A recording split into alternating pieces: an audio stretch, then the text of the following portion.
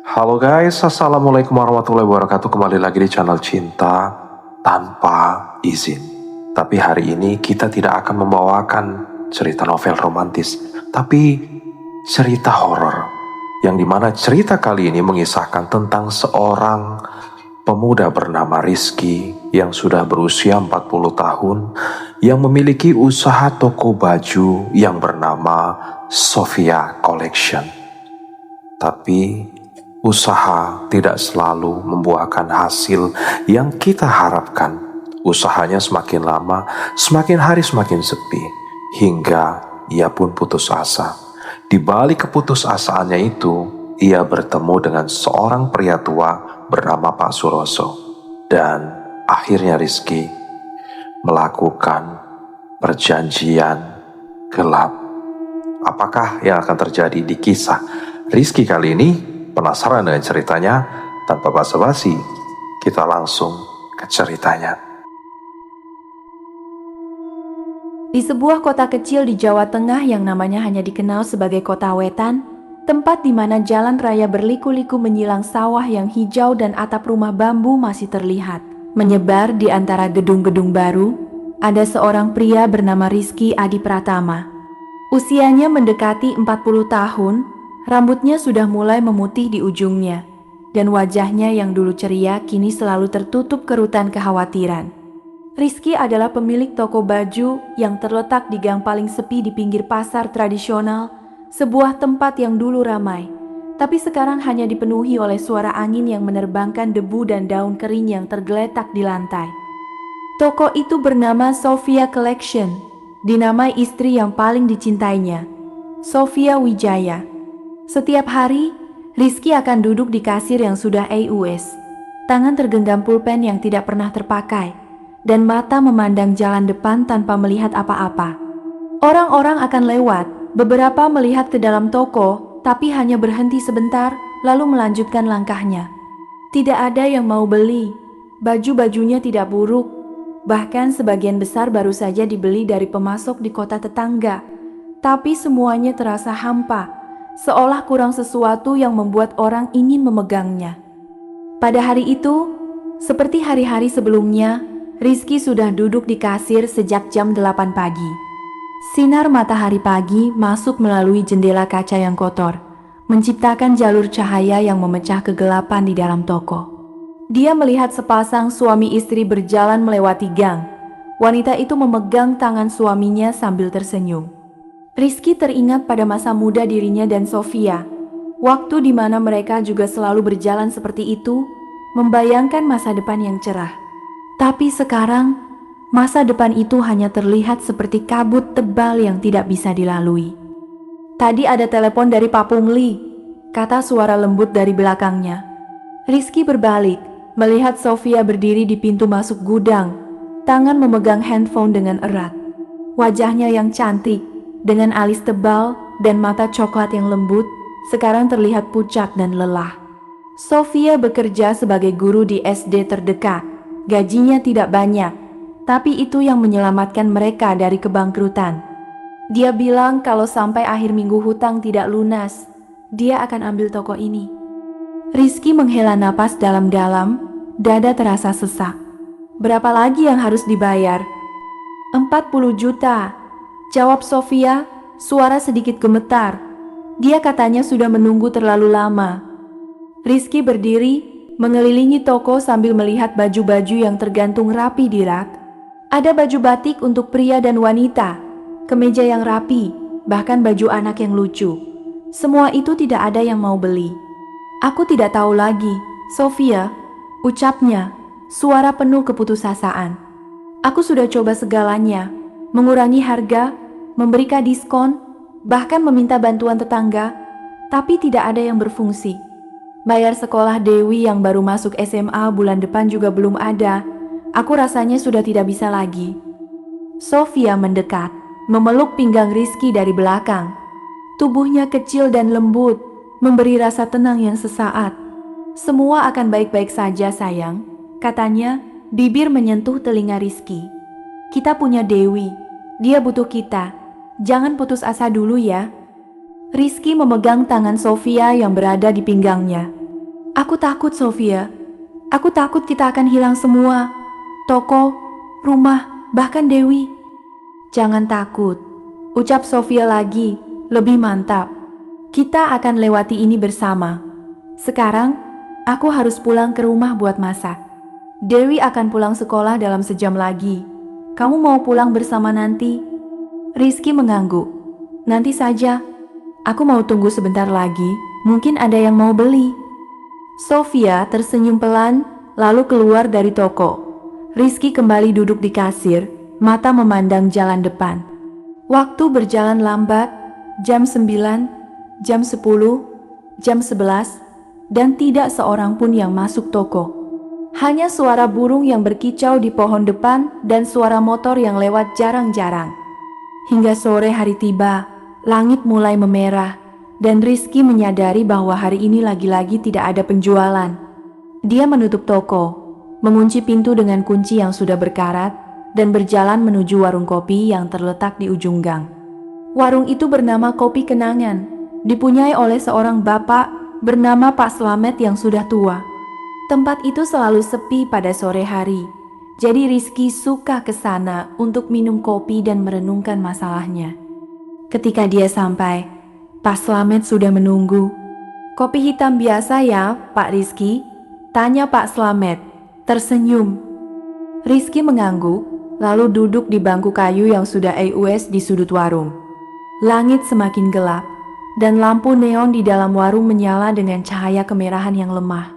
Rizky melihat jalan depan, di mana orang-orang mulai pulang ke rumah, dan merasa rasa kesepian yang semakin membanjiri hatinya.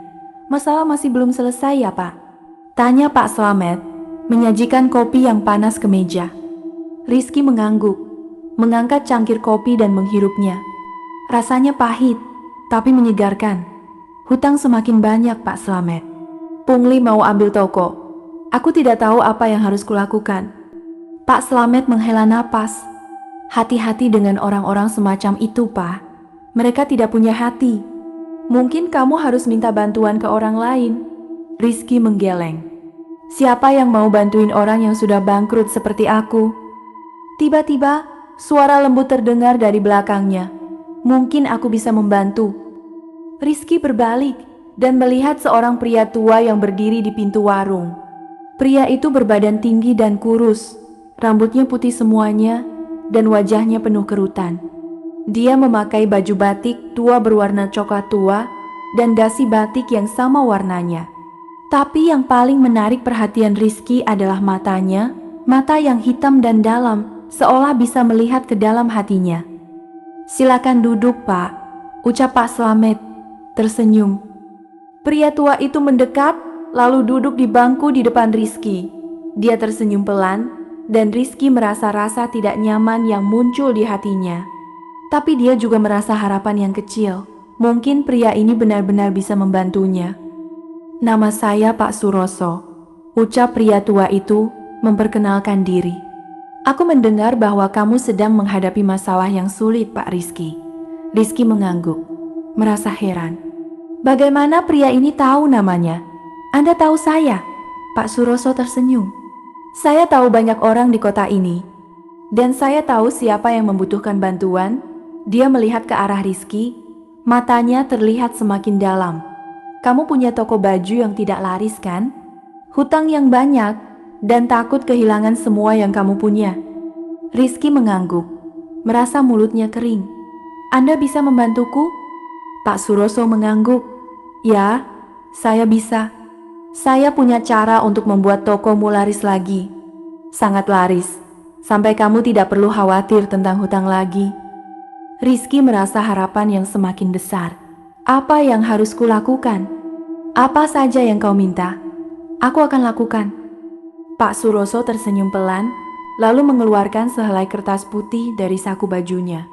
Kertas itu kosong, kecuali untuk tanda tangan yang sudah ada di bagian bawah. Kamu hanya perlu menandatangani kertas ini, ucap Pak Suroso, memberikan kertas dan pulpen ke Rizky. Setelah itu, semua masalahmu akan selesai. Rizky melihat kertas itu, lalu melihat ke mata Pak Suroso. Ada sesuatu di dalam matanya yang membuatnya takut. Tapi rasa keputusasaan yang lebih besar membuatnya tidak peduli. Apa yang ada di kertas ini? Tanya dia. Pak Suroso tersenyum. Itu tidak penting. Yang penting adalah setelah kamu menandatangani, tokomu akan laris. Tapi ada harga yang harus kamu bayar tiap bulan. Harga apa? Tanya Rizky. Suara sedikit gemetar. Pak Suroso mengangguk. Matanya terlihat semakin seram. Harga yang tidak akan membuatmu mati, tapi akan membuatmu merasa seolah sudah mati. Dia melihat ke arah Rizky, dan Rizky merasa seolah ada angin dingin yang menyentuh kulitnya. Apakah kamu bersedia? Rizky berdiri, tangan tergenggam pulpen. Dia memikirkan Sofia dan Dewi, mereka yang selalu menunggu dia pulang, yang selalu percaya padanya. Dia tidak bisa biarkan mereka kehilangan semua. Ya, jawab dia. Suara mantap. Aku bersedia. Dia menandatangani kertas itu tanpa membacanya lagi. Ketika pulpennya menyentuh kertas, dia merasa sensasi aneh, seolah ada arus listrik yang mengalir melalui tubuhnya. Dia melihat Pak Suroso tersenyum lebar, lalu mengambil kertas itu dan menyimpannya ke saku bajunya. Terima kasih Pak Rizky, ucap Pak Suroso, berdiri. Esok paginya, kamu akan melihat keajaiban. Dia berjalan menuju pintu warung, lalu berhenti dan berbalik. Jangan lupa, harga akan datang tiap bulan. Jangan menyesal apa yang sudah kamu lakukan. Kemudian, Pak Suroso keluar dari warung dan menghilang di dalam kegelapan sore hari. Rizky berdiri, merasa pusing dan lemah. Dia melihat ke arah Pak Slamet, yang juga terkejut. Siapa orang itu Pak Slamet? Tanya dia. Pak Slamet menggeleng. Wajahnya pucat. Aku tidak tahu Pak Rizky. Aku tidak pernah melihat dia sebelum ini. Rizky menghela napas, lalu membayar kopinya dan keluar dari warung. Dia berjalan pulang ke rumah, pikiran penuh dengan kata-kata Pak Suroso. Apa yang dimaksud dengan harga yang akan membuatmu merasa seolah sudah mati? Dia tidak tahu, tapi dia berharap bahwa itu tidak akan terlalu buruk. Ketika dia sampai di rumah, Sofia dan Dewi sudah menunggu. Dewi adalah anak perempuan mereka yang berusia 15 tahun, cantik seperti ibunya, dengan mata coklat yang ceria dan rambut hitam yang lurus. Dia sedang duduk di meja makan, membaca buku pelajaran.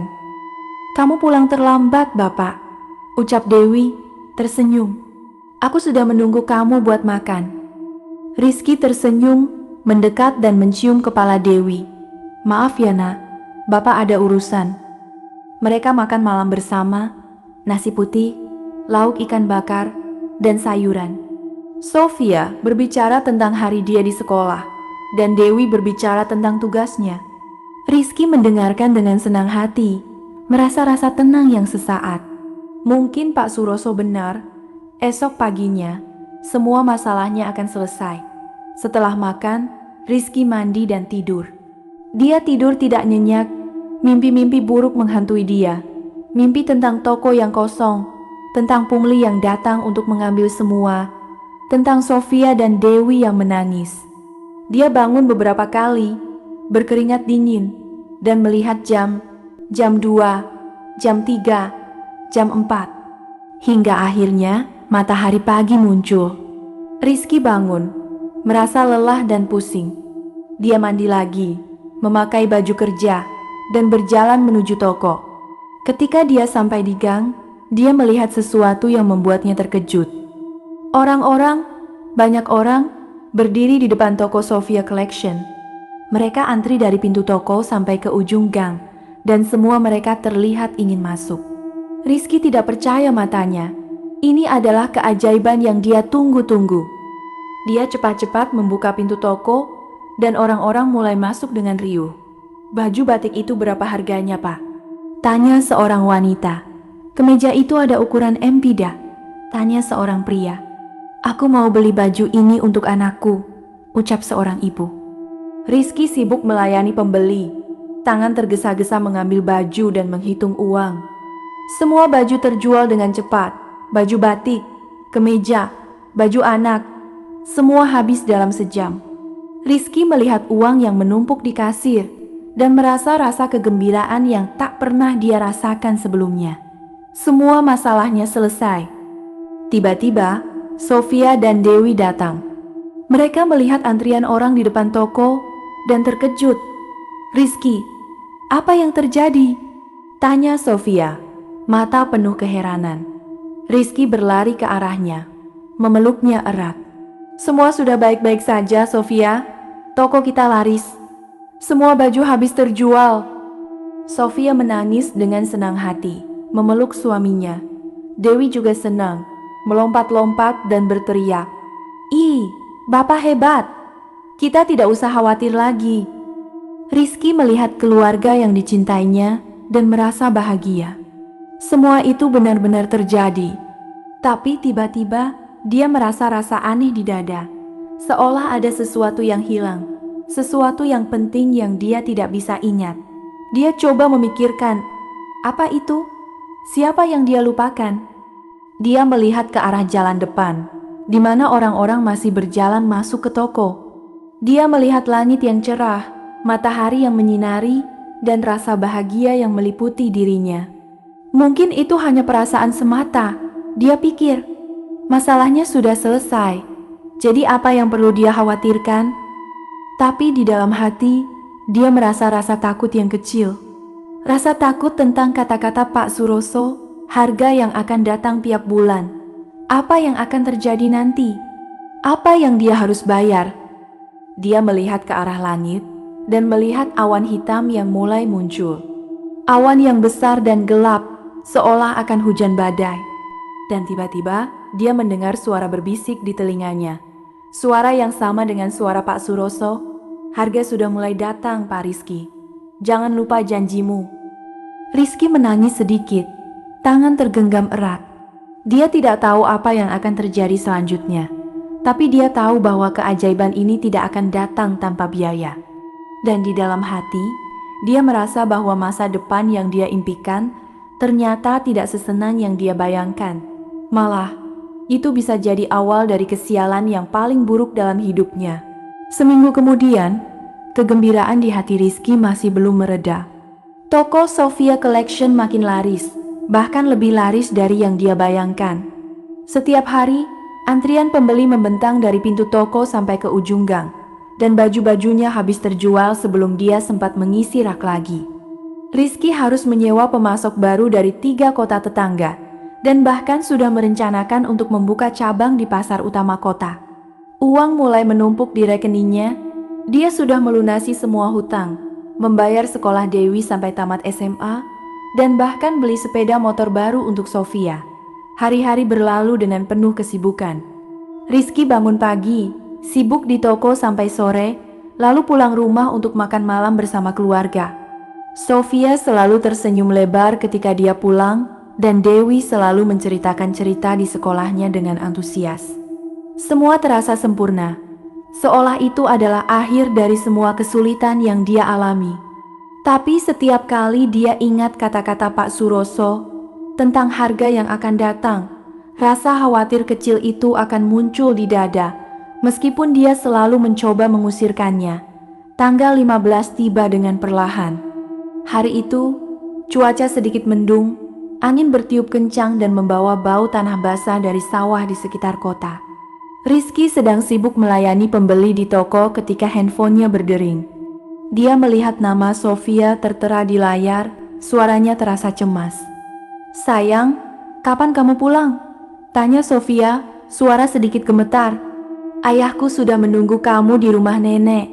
Hari ini ulang tahun dia loh." Rizky berhenti sejenak. Tangan terhenti di tengah mengambil baju. "Ayahmu?" ucapnya. Rasa bingung muncul di benak. "Siapa ayahmu, sayang? Aku tidak ingat ada orang tuamu yang masih hidup." Ada jeda lama di seberang telepon. Lalu suara Sofia terdengar lagi, lebih lembut dan penuh keheranan. "Rizky, apa yang kamu omongin?" "Ayahku yang selalu datang ke rumah tiap bulan itu. Kamu bahkan pernah bantu dia periksa ke dokter ketika dia sakit batuk beberapa bulan lalu. Kau lupa ya?" Rizky coba memikirkan, benar-benar coba memanggil ingatan tentang ayah Sofia. Tapi apa yang dia dapat hanyalah kegelapan. Tidak ada wajah, tidak ada suara, tidak ada kenangan sama sekali. Seolah orang itu tidak pernah ada di hidupnya. "Maaf, Sofia," ucapnya, suara sedikit ragu. "Aku benar-benar tidak ingat. Mungkin kamu salah orang." Tiba-tiba, suara menangis terdengar dari seberang telepon. "Tidak mungkin, Rizky. Kamu pernah makan bersama dia di rumah nenek ketika kita baru menikah. Dia bahkan pernah memberimu hadiah jam tangan untuk ulang tahunmu. Bagaimana bisa kamu lupa?" Rizky merasa dada terasa sesak. Dia membuka galeri foto di handphonenya, mencari foto bersama ayah Sofia. Dan betul, ada beberapa foto. Satu di mana dia berdiri bersama pria tua dengan rambut putih dan kumis tebal, tangan saling bersalaman. Satu lagi, di mana pria itu memeluk Dewi yang masih kecil. Tapi wajah pria itu terasa sangat asing, seolah dia melihat orang asing yang dia temui sekali di jalan. "Sofia, maaf sekali," ucapnya, suara lemah. "Aku tidak tahu mengapa, tapi wajah dia tidak terasa dikenal bagiku. Aku benar-benar tidak ingat." Suara menangis Sofia semakin keras. "Kamu kejam, Rizky. Ayahku sangat menunggu kamu hari ini. Dia selalu bilang bahwa kamu adalah menantu terbaik yang pernah dia punya. Dan sekarang kamu malah lupa dia." Kemudian, telepon terputus. Rizky merasa pusing parah. Dia menutup toko sejenak, lalu berjalan pulang ke rumah nenek Sofia, tempat yang dia juga mulai lupa bagaimana caranya menuju. Setelah berjalan selama 10 menit, dia melihat rumah kecil dengan atap genteng yang kusam, dikelilingi oleh pohon pepaya dan nangka. Di teras rumah, pria tua dengan rambut putih dan kumis tebal duduk di bangku kayu, tangan memegang cangkir teh. Dia melihat Rizky datang, lalu tersenyum pelan. "Kamu datang, Nak Rizky," ucapnya, suara lembut. "Aku sudah menunggu kamu." Rizky berdiri di pintu gerbang, mata memandang pria itu tanpa melihat apa-apa.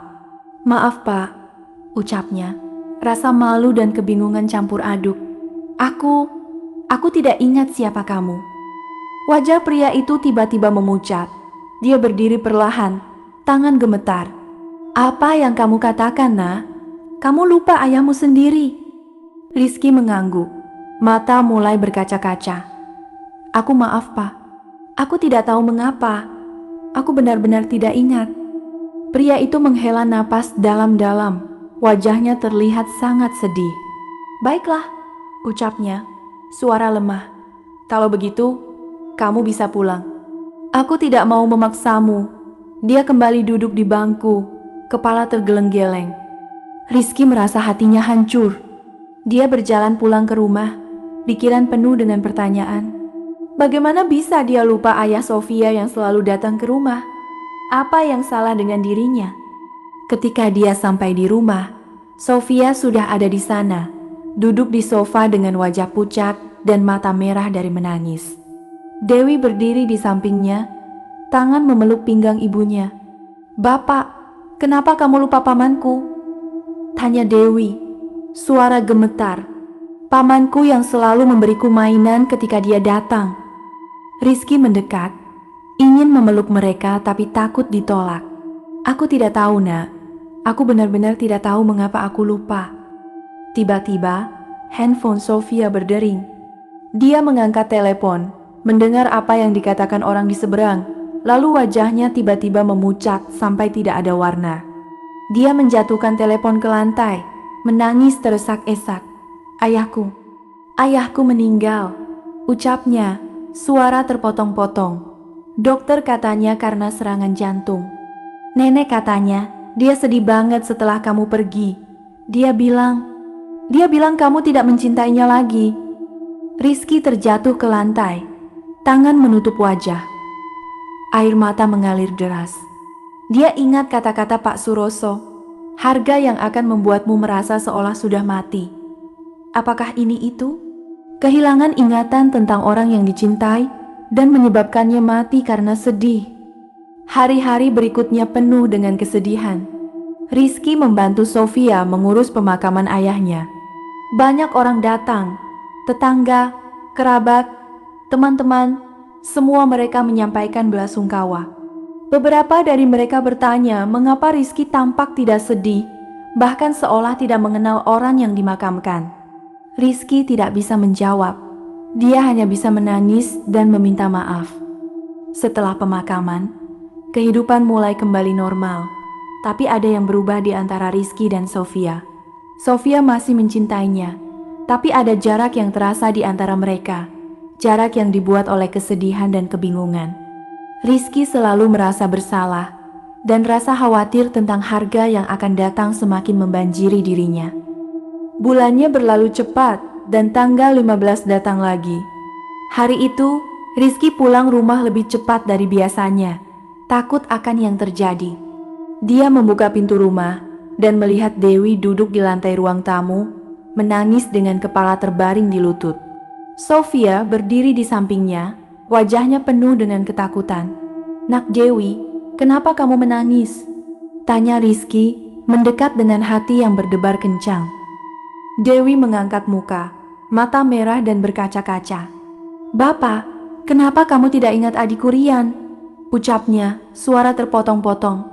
"Dia yang selalu main bola barengku di halaman, yang selalu membagi coklatnya dengan aku. Kamu lupa ya?" Rizky merasa darahnya beku.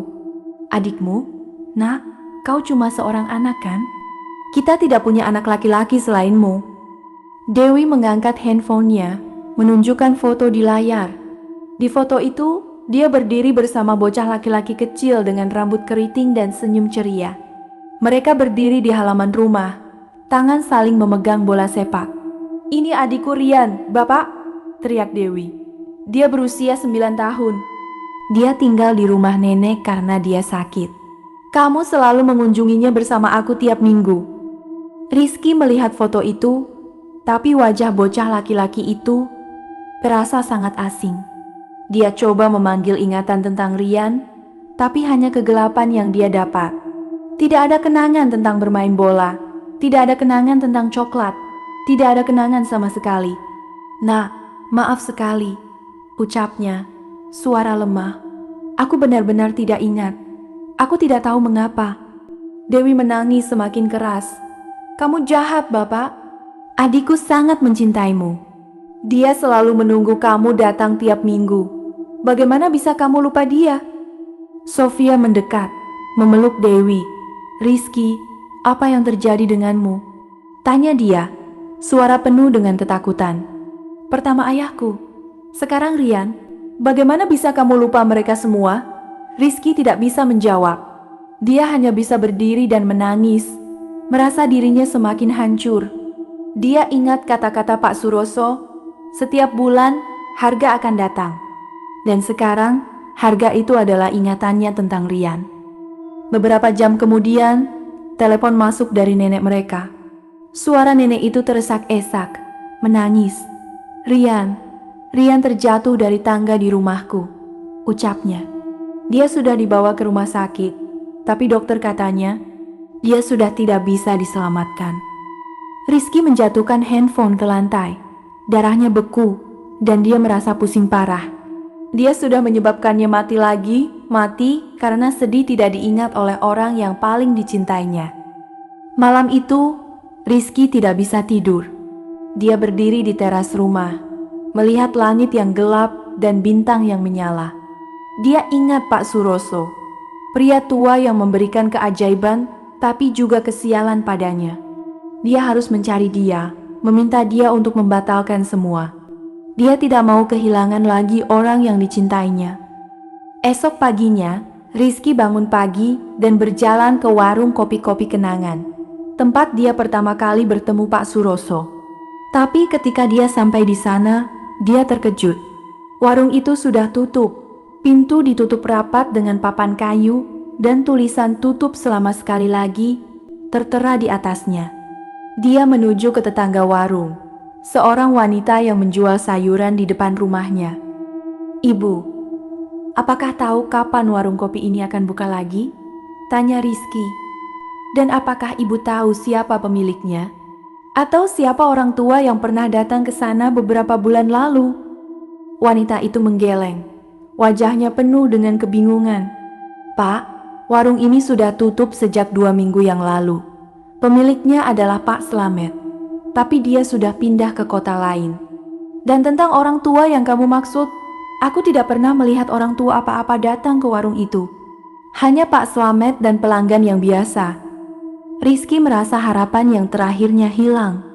Dia berjalan ke tempat lain, pasar tradisional, toko-toko di sekitar kota, bertanya-tanya tentang Pak Suroso, tapi tidak ada seorang pun yang tahu siapa dia. Semua mereka berkata bahwa mereka tidak pernah melihat pria tua dengan baju batik tua dan mata dalam seperti yang dia gambarkan. Rizky pulang ke rumah, merasa lelah dan putus asa. Dia berdiri di depan cermin, melihat wajahnya yang kusam dan mata yang penuh dengan kesedihan. Dia tahu bahwa dia terjebak dalam perjanjian yang dia tidak mengerti, dengan harga yang terus datang tiap bulan. Dan dia tidak tahu apa yang akan terjadi selanjutnya. Apakah dia akan lupa Sofia? Atau bahkan Dewi? Tiba-tiba, dia mendengar suara berbisik di telinganya. Suara yang sama dengan suara Pak Suroso, lembut tapi menyeramkan. Harga belum selesai, Pak Rizky. Bulan depan, ada yang lain yang akan kamu lupa. Dan ini baru permulaan. Rizky menangis dengan sekuatnya, tangan menutup telinga.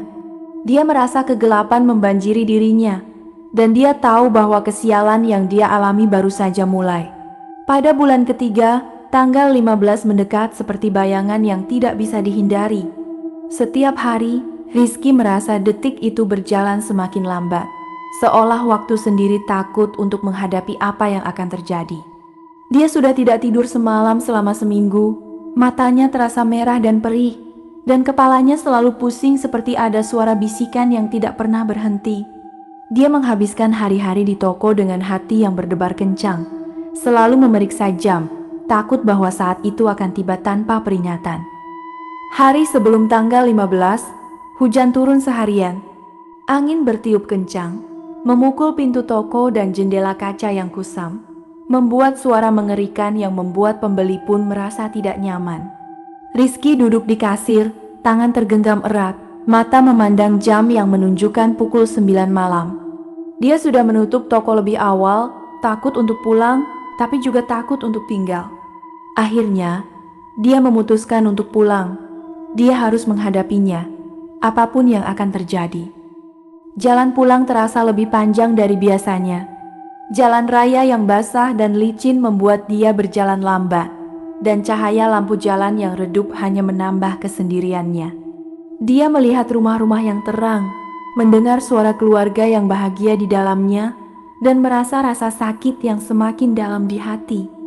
Dia ingat ayah Sofia dan Rian, orang-orang yang sudah hilang karena dia tidak bisa mengingat mereka. Dan sekarang, siapa yang akan menjadi berikutnya? Sofia atau Dewi?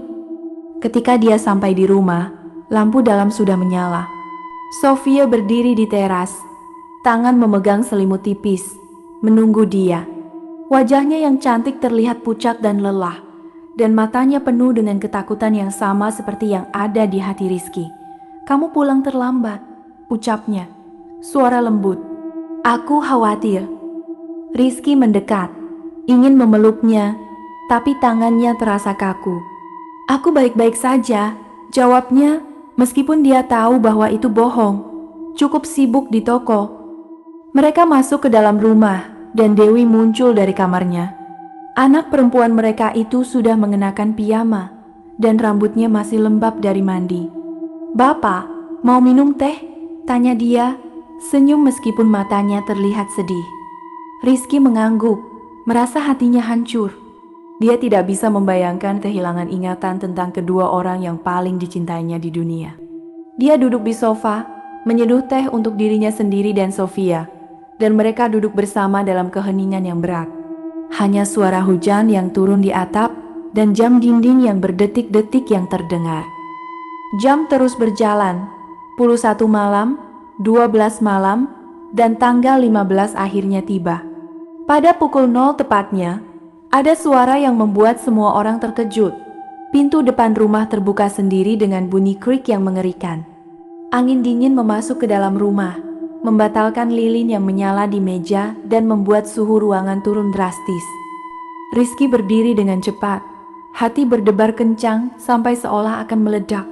Dia melihat bayangan seorang pria tua muncul di pintu masuk, lalu berjalan perlahan ke dalam ruang tamu. Pria itu memakai baju batik tua berwarna coklat yang sama, dan rambutnya putih semuanya terlihat lebih kusam dari sebelumnya. Matanya yang hitam dan dalam memandang Rizky dengan senyum yang sepi. "Pak Suroso." "Sampai akhirnya, kita bertemu lagi, Pak Rizky," ucap Pak Suroso dengan suara lembut tapi menyeramkan, seolah bisikan di telinga. Dia berjalan sampai berdiri di depan Rizky, dan Rizky merasa seolah ada tekanan yang membuatnya sulit bernapas. Sofia dan Dewi berdiri di belakang Rizky. Tubuh mereka gemetar karena takut. "Siapa orang ini, Rizky?" tanya Sofia, suara gemetar. Rizky tidak bisa menjawab. Dia hanya bisa memandang Pak Suroso, mata penuh dengan kemarahan dan ketakutan. "Kamu!" teriak dia, suara penuh dengan amarah. "Kamu yang menyebabkan semua ini. Kamu mengambil nyawa orang yang aku cintai. Aku akan laporkanmu ke polisi." Pak Suroso tersenyum pelan, wajahnya tidak menunjukkan emosi apapun. "Salah, Nak," ucapnya, suara masih lembut tapi penuh dengan kekuasaan. "Aku tidak mengambil nyawanya. Mereka mati karena kau tidak ingat mereka." Suara itu seperti kilat yang menyambar Rizky. Dia terkejut, tubuhnya membeku. Semua yang dia pikirkan tiba-tiba terbalik. Apakah benar-benar dia yang menyebabkannya mati? Pak Suroso melanjutkan, langkahnya lambat, tapi pasti mengelilingi Rizky. "Harga yang kau bayar adalah ingatanmu tentang orang yang paling kau cintai." "Pak Rizky," ucapnya, "setiap bulan aku akan hapus satu ingatan yang paling berharga untukmu. Dan orang yang kamu lupa akan merasakan itu, merasakan bahwa orang yang paling penting baginya tidak mengenal mereka lagi. Rasa sakit yang luar biasa itu yang membuat mereka meninggal. Tidak aku yang membunuh mereka, itu kamu sendiri." Rizky terjatuh ke lantai, kakinya melemah. Dia melihat ke atas, mata berkaca-kaca dengan air mata. "Jadi, ayah Sofia mati karena aku tidak ingat dia," ucapnya, suara terpotong-potong. "Rian mati karena aku lupa dia ada." Pak Suroso mengangguk, matanya tetap memandang Rizky. "Ya, Nak, rasa sakit yang dia rasakan ketika kamu berkata bahwa kamu tidak mengenal dia, itu yang membuat jantungnya berhenti berdetak. Dan Rian, dia merasa begitu sendirian dan tidak diingat, sampai dia tidak bisa lagi hidup. Dia terjatuh dari tangga bukan karena kecelakaan. Itu pilihan dia sendiri, karena rasa sakit yang terlalu besar." Rizky menangis dengan sekuatnya, tangan menutup wajah. Dia merasa dirinya hancur. Dia adalah pembunuh. Dia telah membunuh orang-orang yang dia cintai tanpa menyadari. "Mengapa kamu melakukan ini?" teriak dia, suara penuh dengan kesedihan. "Mengapa kamu memberiku keajaiban tapi juga meminta harga yang begitu mahal?" Pak Suroso mendekat, membungkuk di depan Rizky. "Kau yang minta, Pak Rizky," ucapnya. "Kau berkata bahwa apa saja yang aku minta, kamu akan lakukan. Aku hanya memberimu apa yang kamu inginkan. Tapi semua hal yang berharga di dunia itu memiliki harga." Dia berdiri kembali, matanya terlihat semakin seram. "Dan bulan ini, yang akan kuhapus adalah ingatan tentang orang yang paling kau cintai di dunia." Rizky panik. Dia melihat ke arah Sofia dan Dewi yang berdiri di sana dengan wajah penuh dengan ketakutan. "Jangan, Pak!" teriak dia, mencoba berdiri tapi gagal. "Jangan ambil Sofia atau Dewi. Ambil aku saja. Ambil semua ingatanku tentang diriku sendiri. Tapi jangan mereka." Pak Suroso tersenyum pelan. "Sudah terlambat, Pak Rizky," ucapnya. Dia membentangkan tangannya dan jari-jarinya menyentuh pundak Rizky. Saat itu, Rizky merasa sensasi aneh yang kuat, seolah ada arus listrik yang mengalir melalui tubuhnya, menghapus semua yang ada di benaknya. Rizky menutup mata, menangis. Ketika dia membukanya lagi, Pak Suroso sudah hilang. Hujan sudah berhenti, dan pintu depan rumah sudah tertutup kembali. Ruangan terasa tenang sekali. Terlalu tenang. Dia melihat ke depan, dan melihat wanita dengan wajah cantik berdiri di sana, menangis teresak-esak. Wanita itu mengenakan baju malam yang lembut, dan rambutnya lurus tergantung di pundaknya. Rizky merasa rasa asing yang parah melihatnya. "Permisi mbak," ucapnya, suara lemah. "Apa kamu salah rumah?" Wanita itu menangis semakin keras, tubuhnya gemetar. "Rizky, sayang, apa yang kau omongin?" teriak dia. "Aku istrimu, Sofia. Kamu tidak mengenal aku lagi." Rizky coba memikirkan, benar-benar coba memanggil ingatan tentang wanita itu. Tapi apa yang dia dapat hanyalah kegelapan. Tidak ada wajah, tidak ada suara, tidak ada kenangan. Hanya rasa asing yang membuatnya tidak nyaman. "Maaf mbak," ucapnya. "Aku benar-benar tidak tahu siapa kamu." Wanita itu menjatuhkan badannya ke lantai, menangis dengan sekuatnya. Rizky merasa kasihan, tapi dia tidak bisa melakukan apa-apa. Dia berdiri perlahan, lalu lari ke kamar yang ada di bagian dalam rumah. Dia membuka pintu dan melihat bocah perempuan muda berdiri di sana, menangis dengan kepala terbaring di ranjang. "Kamu siapa?" tanya Rizky, suara ragu. "Kenapa ada di rumahku?" Bocah perempuan itu mengangkat muka, matanya merah dan berkaca-kaca. "Bapak, aku Dewi, anakmu," teriak dia. "Kamu tidak mengenal aku lagi." Rizky coba memikirkan lagi, tapi tidak ada. Hanya rasa asing yang semakin parah. Dia merasa takut, sangat takut. Dia lari keluar dari kamar, melewati wanita yang masih menangis di lantai, dan keluar dari rumah. Dia berjalan cepat ke jalan, jantung berdebar kencang, pikiran penuh dengan kebingungan. Dia berjalan ke arah tokonya, tempat yang dia rasa kenal, meskipun dia tidak tahu mengapa.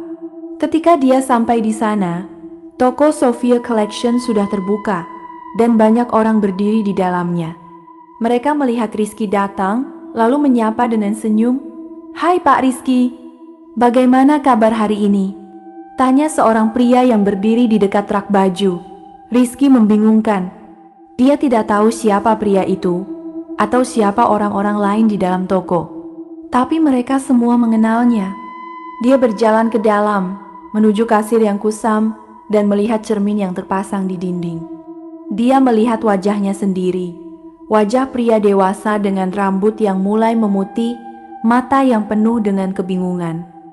Dan tiba-tiba, dia menyadari sesuatu yang mengerikan. Dia tidak tahu siapa dirinya sendiri.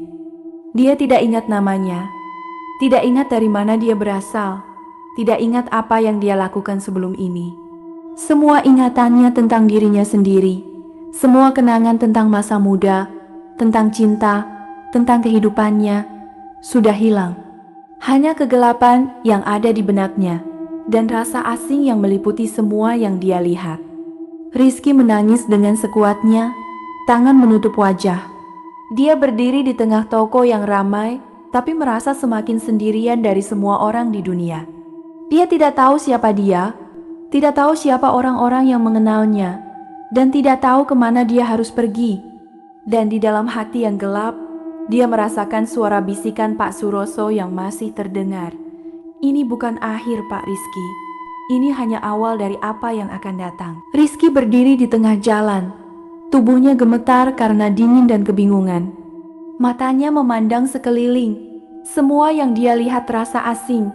Rumah-rumah yang berdiri rapat, pohon yang rimbun, bahkan jalan raya yang dia lewati seolah dia baru saja tiba di kota ini.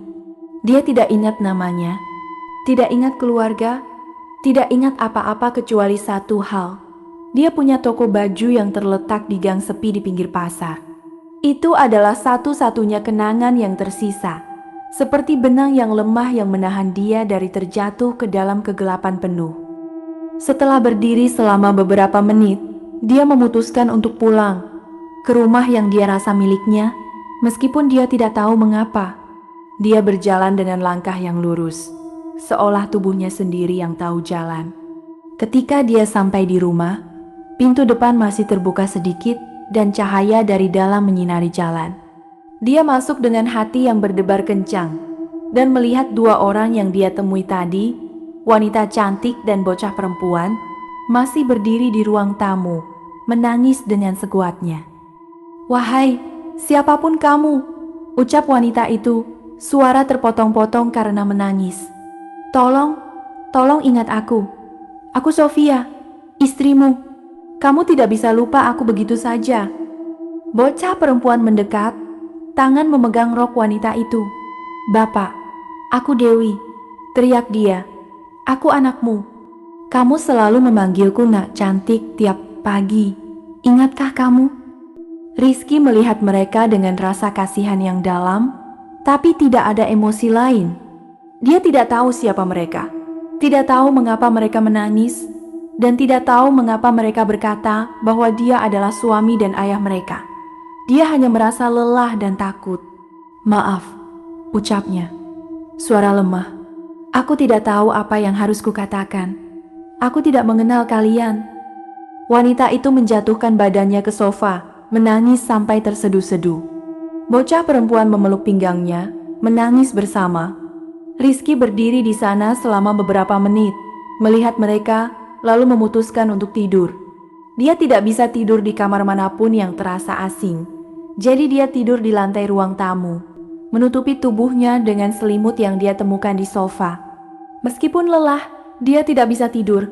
Pikirannya penuh dengan pertanyaan yang tidak punya jawaban dan suara bisikan yang seolah ada di telinganya. Jam terus berjalan, 1 malam, 2 malam, dan pada pukul 3 tepatnya, suara bisikan itu menjadi lebih jelas. Ingat, terdengar suara itu, lembut tapi menenangkan, seolah suara orang yang dia kenal. Rizky membuka mata dengan cepat dan melihat sesuatu yang membuat dia terkejut sampai bulu kuduknya merinding. Di sudut ruang tamu, ada bayangan-bayangan orang yang berdiri mengadang dia. Ada pria tua dengan rambut putih dan kumis tebal, bocah laki-laki kecil dengan rambut keriting, wanita cantik, dan bocah perempuan. Semua mereka berdiri diam, mata memandang Rizky, tapi wajah mereka kabur, seolah terhalang oleh kabut tebal. Suara bisikan itu terus terdengar. Ingat siapa kamu. Ingat siapa kita." Rizky merasa darahnya beku. Dia berdiri dengan cepat, kakinya melemah, dan lari ke kamar mandi di bagian dalam rumah. Dia membuka pintu, masuk, dan menutupnya dengan kuat. Ruangan itu sempit dan gelap, hanya diterangi oleh cahaya bulan yang masuk melalui jendela kecil. Dia berjalan ke wastafel, memegang edgesnya dengan kuat, dan melihat cermin yang terpasang di dinding. Dia melihat wajahnya sendiri, wajah yang kusam, mata yang penuh dengan ketakutan, dan merasa semakin asing dengan dirinya sendiri. Dia membuka keran air, berharap air segar bisa membuat dia tenang.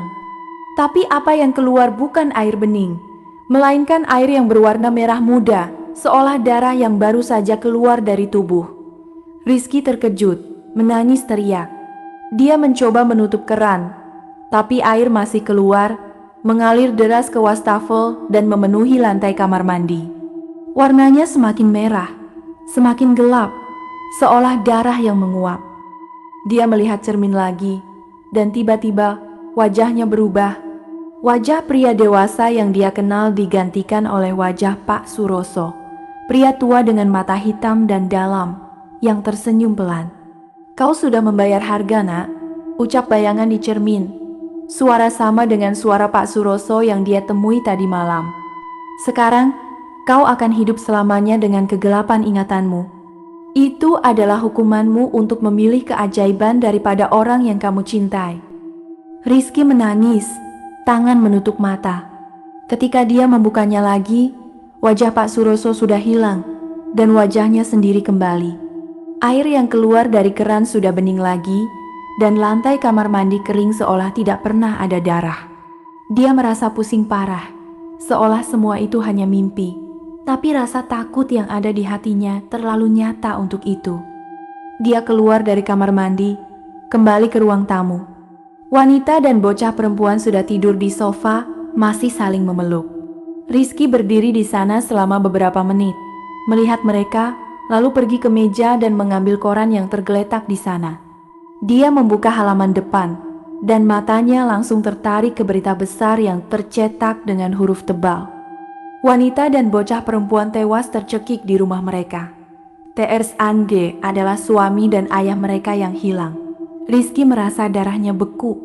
Dia membaca berita itu lagi, dan lagi, tidak percaya apa yang dia baca. Berita itu mengatakan bahwa seorang wanita bernama Sofia Wijaya dan bocah perempuan bernama Dewi Adi Pratama ditemukan tewas di rumah mereka pada dini hari. Penyebab kematian adalah pencekikan, dan tersangka adalah suami dan ayah mereka, Rizky Adi Pratama, yang hilang sejak malam sebelumnya. Rizky melihat tangannya, dan tiba-tiba dia melihatnya. Darah merah yang melekat di jari-jarinya, di punggung tangannya, bahkan di lengannya. Dia panik, menangis teriak. Dia tidak ingat apa yang dia lakukan semalam. Tidak ingat apakah dia yang membunuh mereka. Tapi darah yang ada di tangannya adalah bukti yang tidak bisa disangkal. Dia adalah tersangka pembunuhan. Dia lari keluar dari rumah, tidak melihat ke belakang. Ketika dia sampai di jalan, dia melihat beberapa polisi berdiri di depan rumah, berbicara dengan tetangga. Satu polisi melihat dia, lalu menunjuk ke arahnya. "Dia di sana!" teriak polisi itu. "Tersangka ada di sana."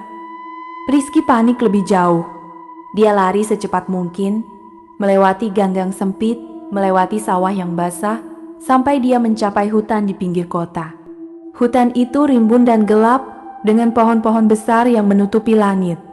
Dia bersembunyi di balik pohon yang paling besar, nafas terengah-engah, tubuhnya gemetar karena kecepatan dan takut.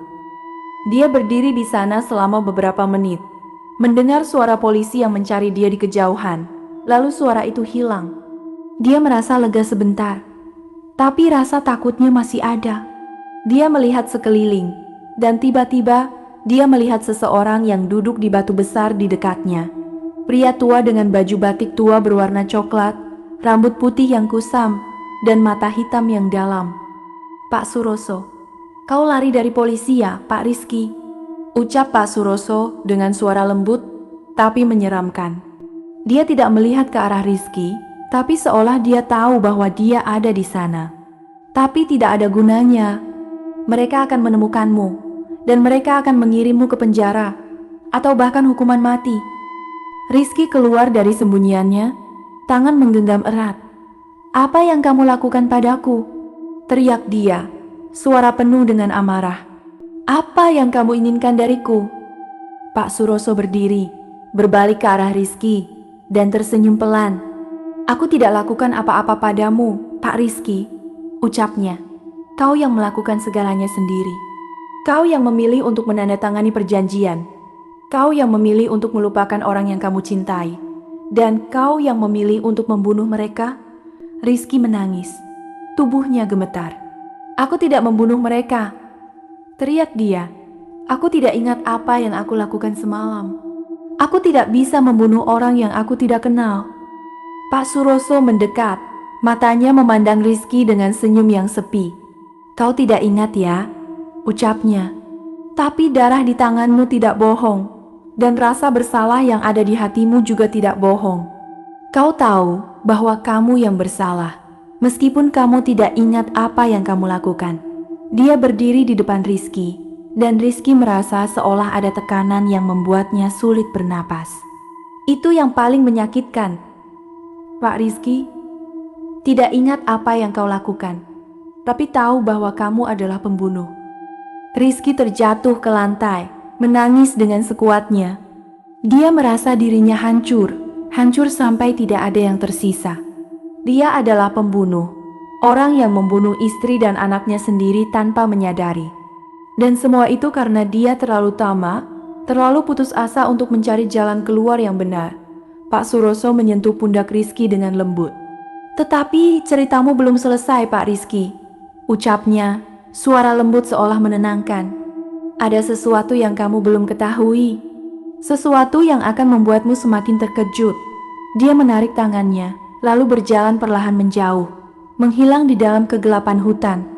"Tunggu sampai pagi esok, Pak Rizky," teriak dia dari kejauhan. "Kau akan melihat kebenaran yang sesungguhnya."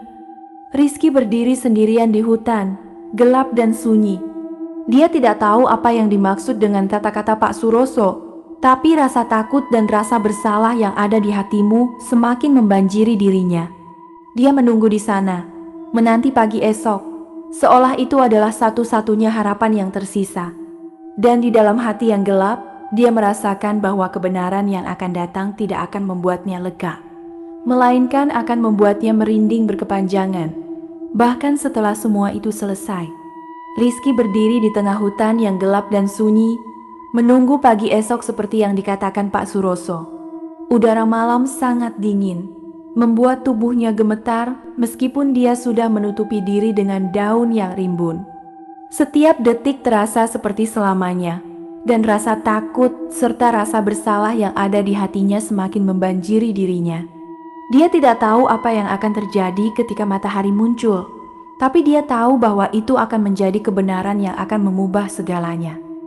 Akhirnya, cahaya matahari mulai muncul di ufuk timur, menyinari dedaunan pohon dan membuat kegelapan hutan perlahan menghilang. Rizky berdiri dengan perlahan, kakinya melemah, dan melihat ke arah batu besar di mana Pak Suroso duduk tadi malam. Dan betul, pria tua itu masih ada di sana, duduk dengan posisi yang sama. Wajahnya menghadap matahari yang baru muncul. Rizky mendekat dengan langkah yang lambat dan waspada. Ketika dia sampai di depan Pak Suroso, dia melihat wajah pria tua itu. Wajah yang kusam dan penuh kerutan. Tapi matanya masih terlihat penuh dengan kekuasaan dan misteri. "Kamu sudah menunggu, Pak Rizky," ucap Pak Suroso tanpa melihat ke arahnya. "Kamu siap untuk mengetahui kebenaran?" Rizky mengangguk. Suaranya terjepit karena emosi. "Ya, Pak, aku siap. Tapi tolong bantu aku pulihkan ingatanku.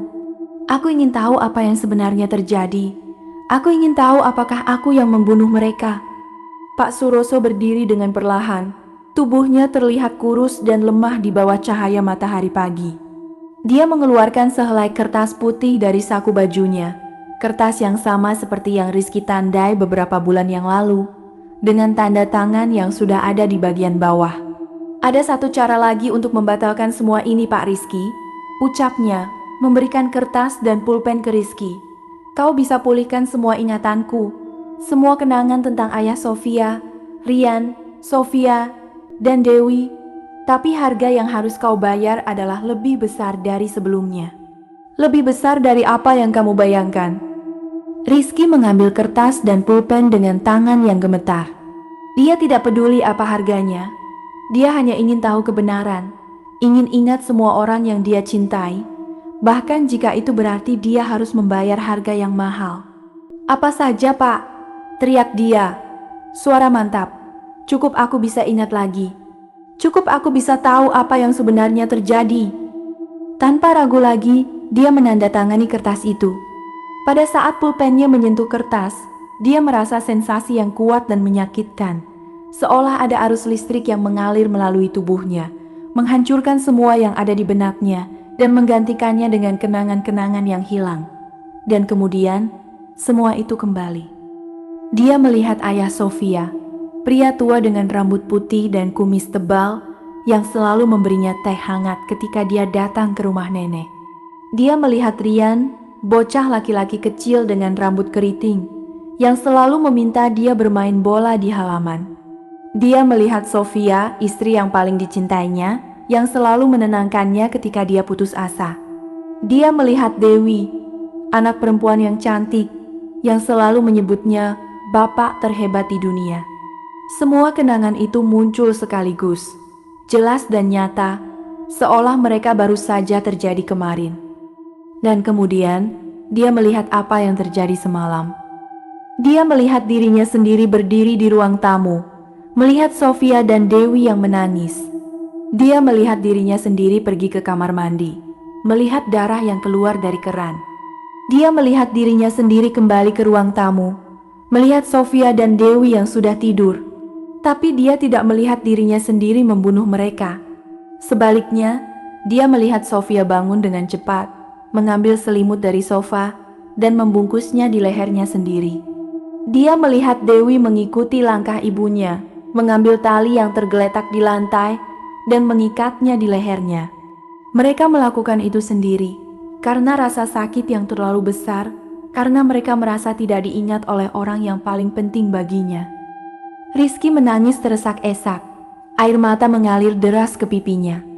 Dia tidak membunuh mereka, mereka bunuh diri karena dia memilih keajaiban daripada mereka. Karena dia melupakan mereka sampai mereka tidak bisa lagi hidup.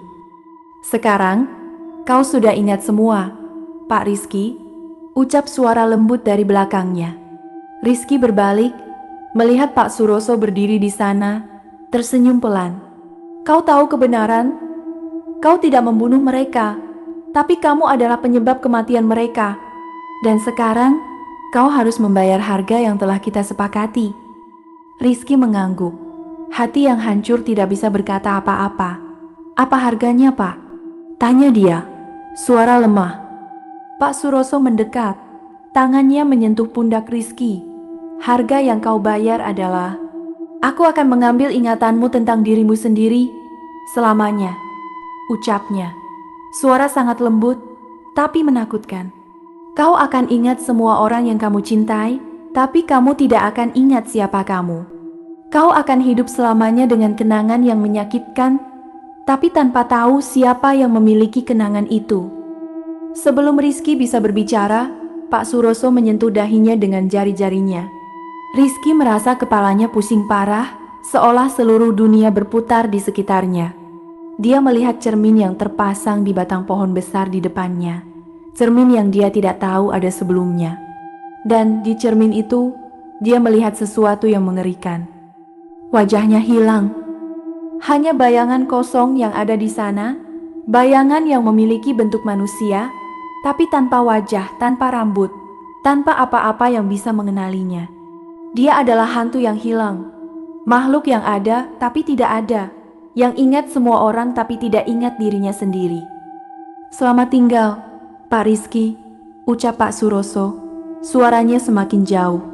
Semoga kau bisa menemukan kedamaian di dalam kegelapan yang kamu pilih. Ketika Rizky berbalik, Pak Suroso sudah hilang.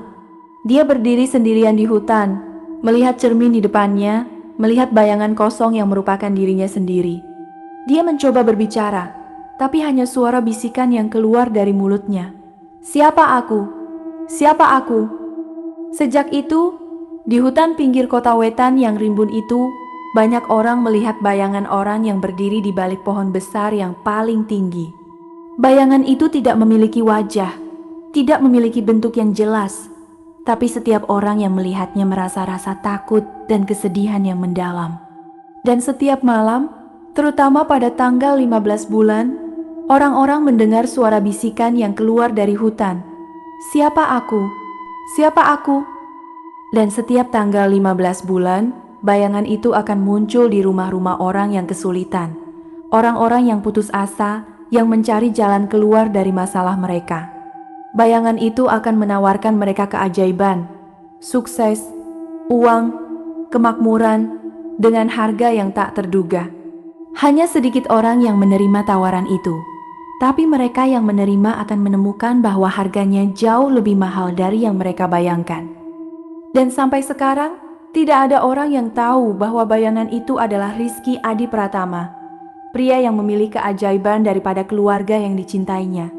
Atau bahkan apakah dia pernah benar-benar ada. Beberapa orang berkata bahwa dia hanya tangga yang dibuat oleh orang-orang untuk mengingatkan mereka tentang bahaya tamak. Yang lain berkata bahwa dia adalah nyata, dan bahwa dia masih berjalan di hutan itu sampai sekarang, mencari jawaban untuk pertanyaan yang tidak pernah ada jawabannya.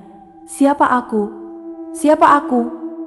Dan di malam hari yang gelap, ketika angin bertiup kencang dan hutan itu menjadi sunyi, kadang-kadang orang-orang mendengar suara bisikan itu lebih jelas.